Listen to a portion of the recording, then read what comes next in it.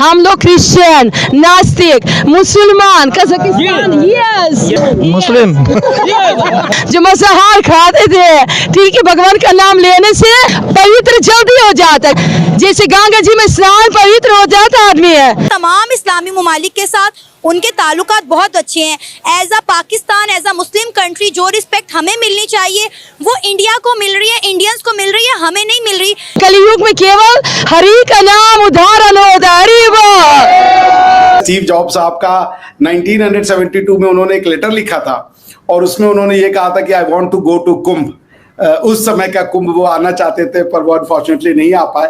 और देखिए ये उनकी वाइफ आई हैं अपने हस्बैंड की विश को पूरा करने। जयशंकर साहब यूएई जा रहे हैं और उसके बाद मेरे ख्याल में ओमान भी जाएंगे। वहाँ पे इंडियन ओशन कॉन्फ्रेंस हो रही है जिसको इंडिया भी होस्ट कर रहा है वहाँ पे। अचानक ट्रंप ये कहता है कि India should buy American defence equipment. Trump ये कहेगा कि ठीक है चलो मैं तुम्हारे ऊपर टैरिफ नहीं लगाऊंगा, लेकिन जो तुम्हारा फाइटर प्रोग्राम है उसके लिए तुम 20 अरब डॉलर की डील अमेरिका के साथ करो। 500 अरब रुपया एयरक्राफ्ट एंड एरो इंजन के लिए है, 250 अरब रुपया नेवल फ्लीट के लिए। यही वो एरियाज हैं जहां पे दोनों इंडिया जो है वो काम करना चाह रहा है। भारत की जब से मोदी सरकार आई है ख़ास तौर पे वो बड़े कंसिस्टेंटली और परसिवियरिंगली वो गल्फ़ की तरफ उनका रुख है। और जिस तरह मैं पहले भी कहता रहा हूँ कि पाकिस्तान की लैकडाइसिकल सफारतकारी की वजह से भारत ने बड़ी स्पेस ली है। नमस्कार दोस्तों आप सभी को बसंत पंचमी की ढेर सारी शुभकामनाएं।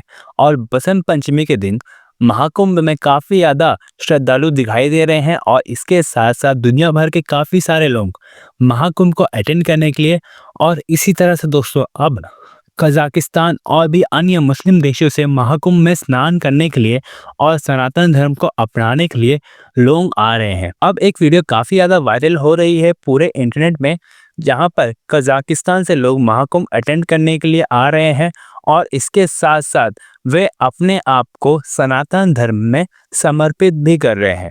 दोस्तों जो पाकिस्तान हर वक्त हिंदुओं को अपना दुश्मन बताता है और नफरत करता है इस्लाम के नाम पर, लेकिन अब वही पाकिस्तान के इस्लामिक ब्रादर देश भारत में आकर के भारत का सनातन कल्चर को अपना रहे हैं, खुद को सनातन में समर्पित भी कर रहे हैं।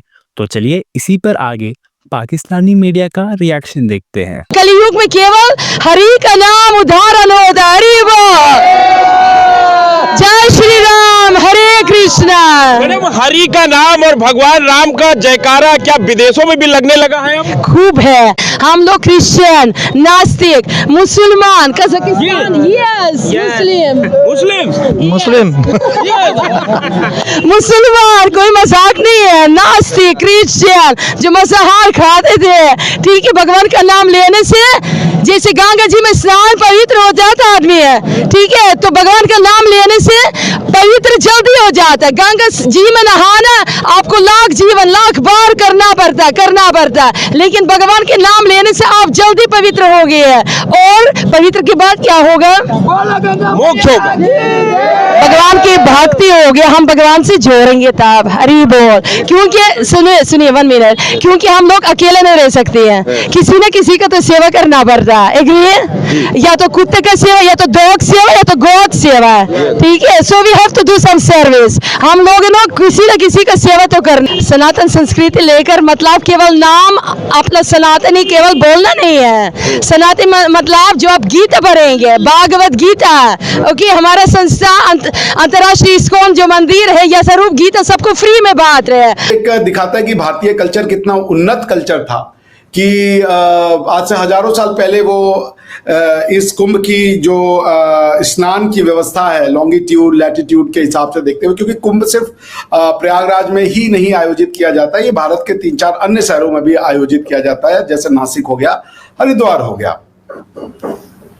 तो अलग अलग नाम होते हैं। आपको पता ही है कि बेसिकली 4 तरीके के कुंभ होते हैं। जो 3 मेन कुंभ होते हैं वो अर्ध महाकुंभ, अर्ध महाकुंभ 6 साल पे, महाकुंभ 12 साल पे, और अर्ध कुंभ 6 साल पे, कुंभ 12 साल पे और महाकुंभ 144 साल पे लगता है। उसके अलावा हर साल कल्पवास होता है। कल्पवास में मेरी जैसे अभी स्टीव जॉब्स साहब की जो वाइफ है वो आई और आज मैं देख रहा था स्टीव जॉब्स साहब का 1972 में उन्होंने एक लेटर लिखा था और उसमें उन्होंने ये कहा था कि I want to go to Kumbh. उस समय का कुंभ वो आना चाहते थे, पर वो अनफॉर्चुनेटली नहीं आ पाए। और देखिए ये उनकी वाइफ आई हैं अपने हस्बैंड की विश को पूरा करने, क्योंकि वो हिंदुइज्म से बहुत ज़्यादा प्रभावित थे। नीम करोली बाबा का उनके ऊपर बहुत ज़्यादा असर था। हिंदुइज्म मतलब देवी देवता और ये नहीं, फिलॉसफी, स्पिरिचुअलिटी। जो भारत दुनिया की स्पिरिचुअल गढ़ है, जो स्पिरिचुअलिटी ढूंढना चाहता है, जो माइंड को फ्री रख के कुछ ढूंढना चाहता है, जो स्वयं को ढूंढना चाहता है, वो यहाँ आए। उसको कोई बंधन नहीं है उसके ऊपर कि ये सही है वो गलत है। जो मन में प्रश्न है उन प्रश्नों के साथ आए, उनके प्रश्नों के ऊपर कोई प्रश्न चिन्ह नहीं लगाए जाते। भारत की जब से मोदी सरकार आई है, ख़ास तौर पे वो बड़े कंसिस्टेंटली और परसिवियरिंगली वो गल्फ़ की तरफ उनका रुख है।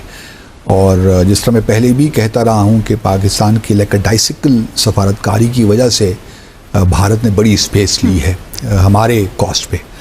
अच्छा, उसका अब ये जो जा रहे हैं जयशंकर साहब यूएई जा रहे हैं और उसके बाद मेरे ख्याल में ओमान भी जाएंगे। वहाँ पे इंडियन ओशन कॉन्फ्रेंस हो रही है जिसको इंडिया भी होस्ट कर रहा है वहाँ पे। तो वहाँ भी बहुत से लीडर्स की उनकी मुलाकात होगी। इसी तरह इजिप्ट के फॉरेन मिनिस्टर भी भारत का दौरा कर रहे हैं मुस्तक़बिल करीब में। तो ये जो यूएई का दौरा है ये इसलिए बड़ा अहम है कि एक तो इसराइल और गज़ा में जो जंग छिड़ रही थी या फ़लस्तीन के ख़िलाफ़ जो जंग हो रही थी, उसके बाद एक जो प्रोजेक्ट था ना वो ज़रा इल्तिवा में पड़ गया था। India middle east Europe corridor, जो कि तकरीबन 4800 किलोमीटर लॉन्ग कॉरिडोर है ये, जो कि पहले गल्फ़ और इंडिया को मिलाएगा और फिर गल्फ़ से मेडिटेरेनियन और यूरोप को मिलाएगा। तो ये बड़ा ज़बरदस्त मल्टी एक आप कह सकते हैं नोडल ट्रांसपोर्ट कॉरिडोर है। तो ये ज़रा ख़तरे में पड़ गया था क्योंकि इसमें इसराइल भी शामिल है इस कॉरिडोर में, इसमें सऊदी अरब भी शामिल है, यूएई भी शामिल है, जर्मनी, फ्रांस, ईयू, ये सारे ममालिक शामिल हैं। तो उस पर बातचीत नहीं हो रही थी क्योंकि इसराइल जंग में था। तो अब चूँकि सीज़ फायर हो गई है तो भारत और मुत्तहिदा अरब इमारात को लगता है कि इस पर काम एटलीस्ट पहले फ़ेज़ में यूएई और भारत के दरमियान शुरू हो सकता है। पहले हम इसको मिलाते हैं, उसके बाद फिर आगे चलते हैं। सही। तो जो जयशंकर साहब हैं ये अब पहुंच गए हैं, पहुंचेंगे बल्कि यूएई, तो ये मामला ज़ेर गौर आएगा। उसके अलावा भारत के लिए और भी बड़ी मुश्किलात तो हैं क्योंकि अगर आप देखिए तो एक तरफ चाइना, भारत के मसाइल भी चल रहे थे, बल्कि अभी तक चल ही रहे हैं। गो के भारत के वज़ीर ख़ारजा सेक्रेटरी ख़ारजा ने विक्रम मिस्री ने दौरा भी किया चीन का पिछले हफ्ते।